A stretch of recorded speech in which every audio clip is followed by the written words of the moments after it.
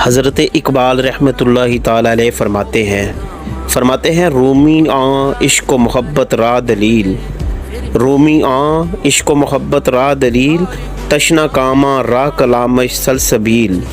मौलाना room इश्क व मोहब्बत की दलील हैं और रूमी का कलाम इश्क व मोहब्बत के प्यासों के लिए सलसबील का मुकाम रखता है।